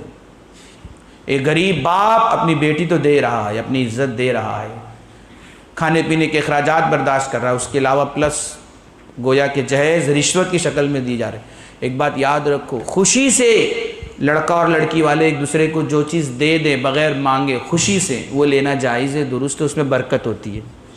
مانگ کر کے جو لیا جائے اس میں برکت نہیں ہوتی۔ دولہا کیا اپاہج ہے، لنگڑا لولا ہے، محنت کر کے فریج نہیں خرید سکتا، وہ محنت کر کے صوفہ نہیں خرید سکتا، کباڑ نہیں خرید سکتا جو مانگ رہا ہے دلہن سے۔ بزدل ہے وہ کمزور جو یہ ساری ڈیمانڈ رکھتا ہے۔ اصل تو نکاح یہ ہے کہ ایک جوڑے پر نکاح کر کے سنت کے مطابق گھر میں دلہن کو لے آؤ۔ اللہ فرماتا ہے اِن یکونوا فقراء یغنیہم اللہ من فضلہ، اگر نکاح کرنے والے فقیر ہوں گے، غریب ہوں گے تو اللہ نکاح کی برکت سے اور اپنے فضل سے انہیں مالدار بنا دے گا۔ یہ اللہ وعدہ لے رہا ہے، یہ ضمانت لے رہا ہے رب۔ اے غریب مسلمانوں، نکاح کرو، نکاح کو عام کرو، زنا کو دبا دو، ختم کر دو زنا کو۔ اگر تم غربت کی وجہ سے پیچھے ہٹ رہے ہو، لو میں ضمانت دیتا ہوں تمہیں مالدار بنا دو۔ اسی لیے کہا گیا ہے نکاح کے بعد عورت کا قدم اگر مبارک ہوتا ہے تو اس شوہر کی زندگی میں ہی برکت آتی ہے، اس کی دولت میں بھی اضافہ ہوتا ہے۔ میرے نبی نے کیا دیا؟ چمڑے سے بنے ہوئے 2 تکیے دیے جس کے اندر روئی کی جگہ پر کھجور کے پتے بھرے ہوئے تھے۔ ایک گدا تھا چمڑے کا بنا ہوا، اس کے اندر کھجور کی چھالیں بھری ہوئی تھیں۔ اس زمانے میں ہاتھی کے دانت کا ہار بنایا جاتا تھا، بڑا خوبصورت۔ وہ ہاتھی کے دانتوں سے بنا ہوا ہار دیا، مٹی کے چند برتن دیے، چند کپڑے دیے، اور اس کے بعد میرے نبی نے پانی پر دم کر کے علی کے منہ پر بھی مارا، ان کے سینے پر بھی چھینٹا، اور اپنی بیٹی کے منہ پر بھی مارا دم کر کے، اور کہا اے بیٹی سن، میں تجھے اور علی کو اللہ کے سپرد کرتا ہوں۔ آپ اندازہ کریں جس نبی کے در پر بڑے بڑے تاجور کے تاج پڑے رہتے ہیں، جو نبی فرماتے ہیں لو شئت لذهب معی جبال الذهب، اگر میں چاہوں تو سونے اور چاندی کے پہاڑ میرے آگے پیچھے ساتھ ساتھ چلے۔ یہ حدیث پاک ہے، میرے نبی فرما رہے، اپنا اختیار بتا رہے ہیں، میں چاہوں تو سونا چاندی میرے ساتھ چلے۔ وہ نبی سونا چاندی نہیں دے رہے ہیں اپنی بیٹی کو، سادگی کے ساتھ نکاح کر رہے ہیں، کیونکہ میرے نبی جانتے تھے میرا ہر عمل آنے والی امت کے لیے آئیڈیل ہے اور لوگ اس پر عمل کریں گے، اور کر بھی رہے الحمدللہ، اور کامیاب بھی ہیں جو عمل کر رہے ہیں۔ سنت کے مطابق نکاح فرمایا، اور پھر جب اللہ نے قرآن پاک میں بیان فرمایا، یہ آیت بھی کب اتری؟ نکاح ہو جب ہوا تب اتری ہے۔ انما یرید اللہ لیذھب عنکم الرجس اہل البیت ویطہرکم تطہیرا، کہ بے شک اللہ، اے نبی کے گھر والوں سنو، تمہیں ہر طرح کی گندگی سے، ہر طرح کی ظاہری باطنی دل کی گندگی سے تمہیں بچانا چاہتا ہے اور تمہیں مکمل ستھرا بنانا چاہتا ہے، تو آ جاؤ ستھرا بننے کے لیے۔ یہ نکاح جب فاطمہ کا علی سے ہو گیا اس کے بعد یہ آیت اتری ہے۔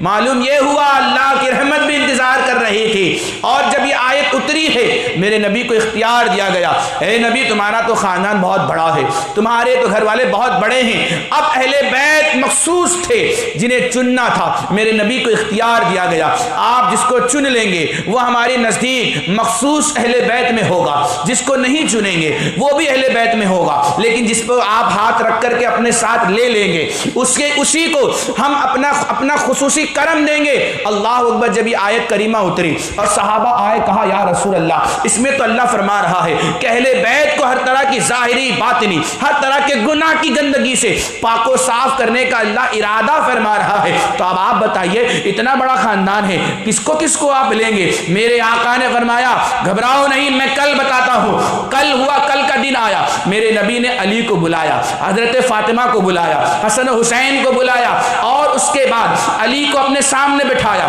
فاطمہ کو اپنے پیچھے رکھا، اور اس کے بعد دائیں ران پر حسن کو بٹھایا، بائیں ران پر حسین کو بٹھایا، اور ایک چادر لی اور سر کے نیچے خود بیچ میں بیٹھ کر انہیں ڈھک لیا، اور کہا اللہم ہؤلاء اہل بیتی، اللہم ہؤلاء اہل بیتی، اے اللہ یہی میرے اہل بیت ہیں، یہی میرے گھر والے ہیں، یہی میرے قریبی ہیں، یہی وہ لوگ ہیں جن پر میں اپنی جان چھڑکتا ہوں، یہی وہ لوگ ہیں جن سے میں حد درجہ محبت کرتا ہوں، اے اللہ انہیں تو ہر طرح کی گندگی سے، گناہ کی گندگی سے، نجاست کی گندگی سے پاک صاف فرما دے۔ اللہ اکبر۔ آپ دیکھیں، ایک مصطفیٰ ہے، ایک علی ہے، تیسرے نمبر پر حضرت فاطمہ ہے، چوتھے پہ حسن، پانچویں پر حسین، انہی پانچ کو پنجتن پاک کہا جاتا ہے۔ اور علماء کرام نے یہاں تک بھی کہا کہ ایک طرف حضور ہیں، دوسری طرف حضرت ابو بکر، تیسرے عمر، چوتھے عثمان، پانچویں علی، انہیں پنجتن پاک بھی کہا جاتا ہے۔ آپ دیکھیں کہ یہاں بھی علی ہیں، یہاں بھی علی ہیں، یہاں بھی حضور ہیں، یہاں بھی حضور ہیں، اسی لیے بیدم واسی فرماتے ہیں بیدم یہی تو پانچ ہیں، مقصود کائنات، خیر النساء، حسین و حسن، مصطفیٰ علی، یہی ہے مقصود کائنات، یہی ہے مطلوب کائنات۔ حضرت فاطمہ عام عورتوں کی طرح نہیں تھی۔ آپ دیکھیں کہ حضرت فاطمہ جب آتی تو حضور علیہ الصلوۃ والتسلیم حضرت فاطمہ کا ادب کرتے ہوئے کھڑے ہو جایا کرتے تھے، اللہ اکبر، اور اپنے کاندھے کی چادر بچھا دیتے، اور حضرت فاطمہ آگے بڑھتی اور اپنے بابا کا ہاتھ چومتی اور پھر ادب سے بیٹھ جاتی۔ حضرت عائشہ فرماتی ہیں کہ اگر کسی کو یہ جاننا ہو کہ حضور علیہ الصلوۃ والتسلیم چلتے کیسے تھے تو فاطمہ کو دیکھ لے، گفتگو کیسے کرتے تھے تو فاطمہ کی گفتگو سن لے، عبادت کیسے کرتے تھے حضور علیہ السلام تو فاطمہ کی عبادت کو دیکھ لے۔ گویا کہ میرے نبی کا پورا عکس اور پورا عکس کا ظہور حضرت فاطمہ میں ہوا تھا۔ اعلیٰ حضرت امام عشق و محبت ارشاد فرماتے ہیں تو ہے عین نور تیرا سب گھرانہ نور کا۔ ظاہر سی بات تو جو نبی نور والا ہے اس کی اولاد بھی نور والی ہوگی۔ حضرت فاطمہ کو حضور علیہ الصلوۃ والتسلیم فرمایا فاطمہ تو بضعۃ منی، فاطمہ میرے جگر کا ٹکڑا ہے، جس نے اسے ناراض کیا اس نے مجھ کو ناراض کیا۔ فاطمہ سیدۃ نساء اہل الجنہ، فاطمہ جنتی عورتوں کی سردار ہے۔ ایک مقام پر میرے آقا فرماتے ہیں فاطمہ تو انسانی حورا، فاطمہ ایک انسانی حور ہے جسے کبھی بھی عورتوں کو جیسے ماہانہ ناپاکی کے دن آتے ہیں ایسے کبھی بھی دن نہیں آئے. حضرت فاطمہ کو کبھی بھی ایسے دن نہیں آئے, اتنی پاک تھی وہ.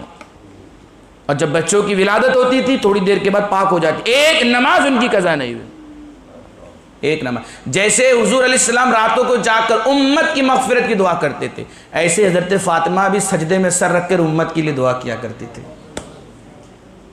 اسی لیے فرمایا گیا ہے, میرے آقا فرماتے ہیں کہ کل قیامت کے دن جب سب لوگ ایک دوسرے کو دیکھ رہے ہوں گے اور ہر کسی کے بدن پر اس کے عمل کے حساب سے کپڑا ہوگا, کسی کے پاس زیادہ عمل ہوگا تو بہترین لباس ہوگا, عمل نہ ہوگا تو وہ پورا برہنہ ہوگا, اس کے بدن پر لباس نہیں ہوگا. لیکن جب حضرت فاطمہ کا گزر پل صراط پر سے ہوگا اور وہ جنت جا رہی ہوں گی تو آسمان سے ندا آئے گی, اے اہل محشر نکسوا رؤوسہم, اپنے سروں کو تم نیچے جھکا لو, اپنی آنکھوں کو بند کر لو, اس لیے کہ بن فاطمہ بنت محمد کا گزر ہو رہا ہے, فاطمہ بنت مصطفیٰ کا گزر ہو رہا ہے. اور پھر سارے اہل محشر کی گویا کارروائی روک دی جائے گی, اس لیے کہ نبی کی لاڈلی کا گزر ہو رہا ہے, نبی کی شہزادی کا گزر ہو رہا ہے, لوگ اپنے سر کو جھکا لیں گے. میرے آقا فرماتے ہیں جنتی 70 حوروں کے ساتھ فاطمہ گزر کر کے تیزی کے ساتھ بجلی کی طرح جنت میں پہنچ جائے گی. یہ حضرت فاطمہ کا مقام ہے. ایک مرتبہ آپ نے پوچھ لیا, ابا جان میرا مقام تو اتنا بڑا آپ نے بنا دیا, حضرت مریم جو عیسیٰ علیہ السلام کی والدہ ان کا کیا مقام ہے؟ میرے آقا فرماتے ہیں وہ اپنے زمانے کی عورتوں کی سردار ہے اور تم کائنات کی عورتوں کی سردار ہو, تم جنتی عورتوں کی سردار ہو. اللہ اکبر. آپ دیکھیں, غور کریں کہ حضرت فاطمہ کا مقام کتنا بلند ہے. اور جب حضور علیہ الصلوۃ والتسلیم کے وصال کا وقت قریب آیا تھا تو میرے آقا نے قریب بلا کر کے گفتگو کی تو آپ رونے لگ گئیں, پھر قریب بلا کے گفتگو کیا تو آپ ہنسنے لگی. حضرت عائشہ نے بعد میں پوچھا, اے فاطمہ کیا بات ہے؟ پہلی مرتبہ تمہارے کان میں حضور نے کچھ کہا تو تم رونے لگی, بعد میں کچھ کہا تو تم ہنسنے لگی. کہا ہاں, حضور علیہ الصلوۃ والتسلیم نے فرمایا اے فاطمہ اب میں رخصت ہونے والا ہوں, تو میں رونے لگ گئی کہ میرے بابا جان اب چلے جائیں گے تو پھر میرا محافظ اور رہبر رہنما کون ہوگا. اور پھر بعد میں میرے بابا جان نے مجھ سے کہا فاطمہ گھبراؤ نہیں, میرے جانے کے بعد سب سے پہلے تم اس دنیا کو چھوڑ کر مجھ سے ملاقات کرو گی. تو میں خوش ہو کر کے مسکرانے لگی. اللہ اکبر. یہاں دنیا موت سے بھاگتی ہے, یہاں فاطمہ موت کے لیے بے قرار ہے کیونکہ مصطفیٰ ملنے والے ہیں. روایت میں آتا ہے کہ 6 مہینے کے بعد, حضور کے وصال کے 6 مہینے کے بعد حضرت فاطمہ کا وصال ہوا. اور وصال کیسے ہوا اس کی خبر بھی آپ کو مل گئی. آپ نے خود غسل کیا, خود کپڑے پہنے اور خود آپ نے وصیت کی کہ مجھے رات میں لے جا کر کے قبرستان میں دفن کرنا, دن میں نہیں, کیونکہ میرے دوپٹے کے سائے کو انسان نے تو کیا فرشتے نے بھی نہیں دیکھا. اعلیٰ حضرت فرماتے ہیں جس کے آنچل کو دیکھا نہ مہر و مہ نے, اس ردائے نزاہت پہ لاکھوں سلام. آپ کے سر پر دوپٹے کے سائے کو چاند نے بھی نہیں دیکھا, ستاروں بھی نہیں نے دیکھا, اس پاکیزہ اور مقدس دوپٹے اور چادر کو لاکھوں سلام. یہ ہے مقام حضرت فاطمہ کا جس کو اعلیٰ حضرت نے اپنا شعر میں لکھا ہے. رات میں آپ کی تدفین کی گئی. آج بھی ان کی مزار مبارک جنت البقیع موجود ہے. جو خوش نصیب وہاں جاتے ہیں خاص طور پر جائیں تو ضرور حضرت فاطمہ کے یاد میں 2 آنسو ضرور بہائیں, دیکھیں کہ انہوں نے کیسی تربیت کی. اللہ اکبر, کیسی تربیت کی. اللہ کے رسول علیہ الصلوۃ والتسلیم اتنا ادب فرماتے تھے حضرت فاطمہ کا کہ صحابہ کہتے تھے یا رسول اللہ میرے ماں باپ آپ پر قربان, مگر حضرت فاطمہ آتی تو حضور فرماتے میرے ماں باپ تم پر قربان. جو ساری کائنات کے لیے رحمت بن کر آئے جو رسول, وہ اپنی بیٹی سے ایسی محبت فرما رہے ہیں. اور جیسے میں نے کہا کہ جیسے گندے خواب آتے ہیں, لوگ ناپاک ہو جاتے ہیں, عورتیں بھی ناپاک ہو جاتی, مرد بھی, ایسے کوئی بھی گندے خواب حضرت فاطمہ کو نہیں آیا کیونکہ اللہ نے انہیں ہر طرح سے محفوظ کر دیا. آیت تطہیر اتار کر کہ اب شیطان بھی نہیں آئے گا, خواب بھی نہیں دکھائے گا, ڈرائے گا بھی نہیں. رات میں کہیں بھی چلی جاؤ لوگ ڈرتے ہیں, فاطمہ تمہیں ڈرنے کی ضرورت نہیں, تم جہاں بھی جاؤ گے اللہ کی رحمت تمہارے سر پہ سایہ کر رہی ہے.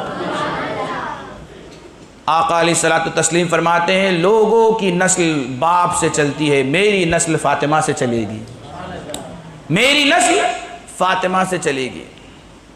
اور اصلی سید وہی ہے جس کا سلسلہ نسب حضرت فاطمہ سے، حضرت حسن و حسین سے ہو کر حضرت فاطمہ سے مل جاتا ہے۔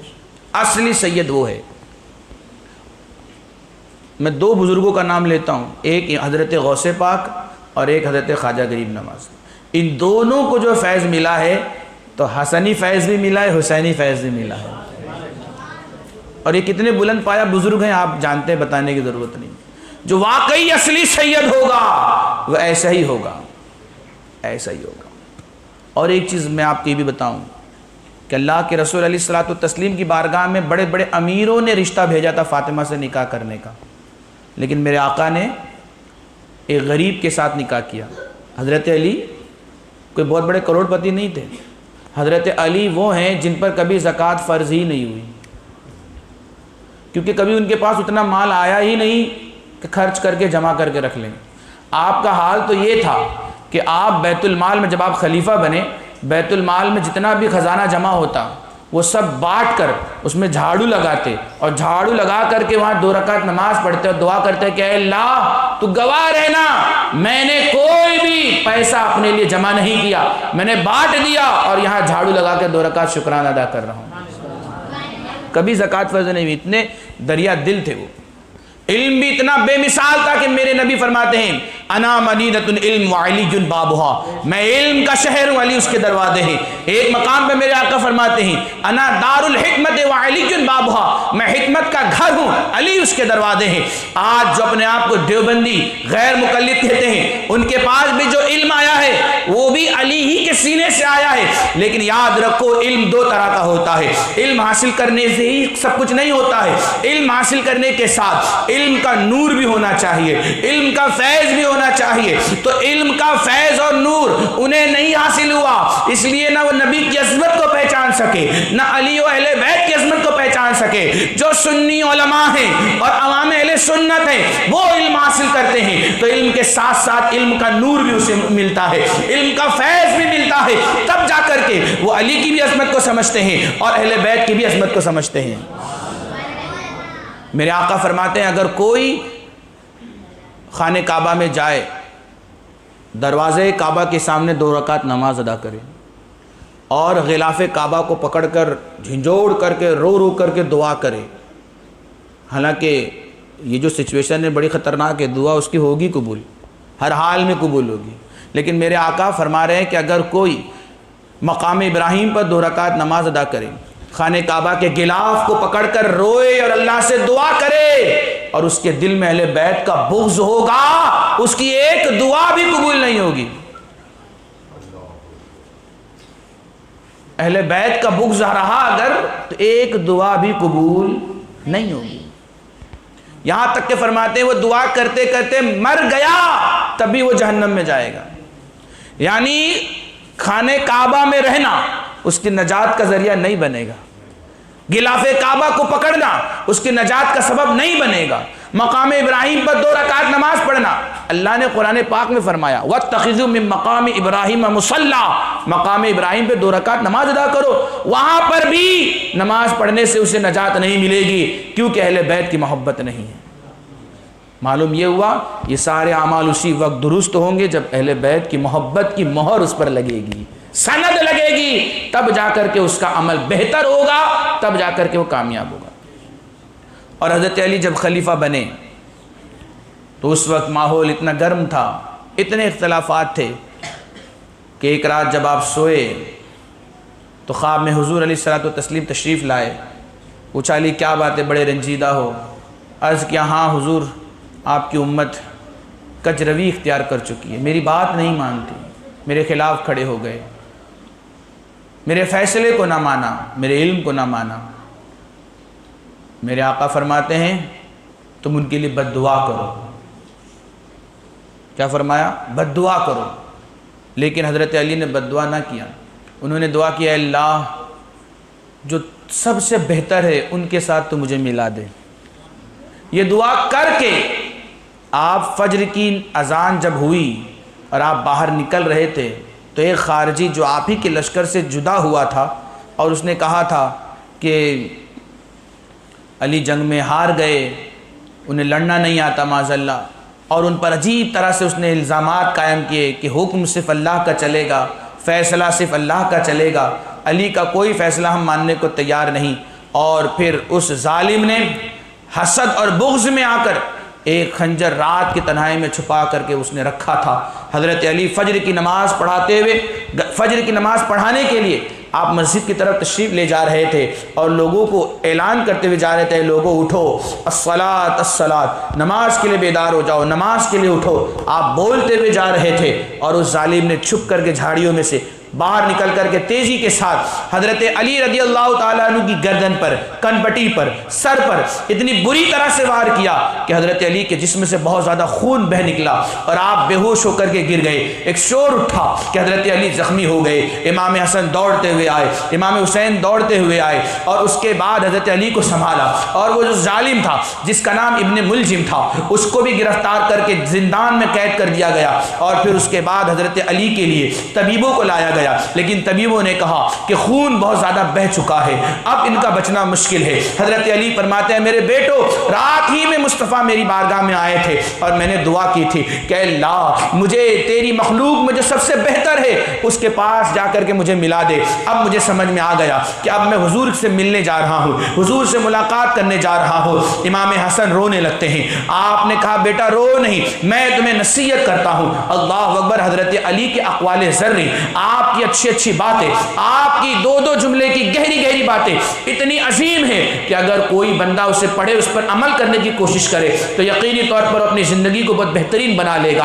آپ نے فرمایا ہے بیٹا حسن سنو، میں تمہیں ایک نصیحت کرتا ہوں، تم اس پر عمل کرو۔ آپ دیکھو اگر آج کسی کی روح قبض ہو رہی ہو تو اپنی جائیداد کی فکر کرتا ہے، اپنے بچوں کی فکر کرتا ہے، اپنے پیسوں کی فکر کرتا ہے، اپنے کاروبار کی فکر کرتا ہے، لیکن قربان جاؤ یہ علی ہیں جو زندگی بھر علم کی خیرات بانٹتے رہے، جب جا رہے ہیں تب بھی علم تقسیم کرتے ہوئے جا رہے ہیں۔ آپ نے اپنے بیٹے امام حسن سے کہا بیٹا سنو، سب سے بڑی مالداری عقل کی مالداری ہے، اپنی عقل کو مضبوط رکھو، اس لیے کہ جو عقل رکھتا ہے وہ باتیں کرتا ہے تو ناپ تول کی بات کرتا ہے، اس کی باتوں میں وزن ہوتا ہے۔ پھر آپ نے فرمایا کہ جو جاہل ہے، کم عقل ہے، اس کی دوستی سے بچو، اس لیے کہ وہ دوستی میں فائدہ پہنچانا چاہتا ہے لیکن نقصان پہنچا دیتا ہے۔ اسی طرح سے اپنے اخلاق کو، اپنے کردار کو حضور علیہ الصلوۃ والتسلیم کے اخلاق جیسا بنا لو، یہ میری نصیحت پر عمل کرو، تمہاری زندگی کامیاب ہو جائے گی۔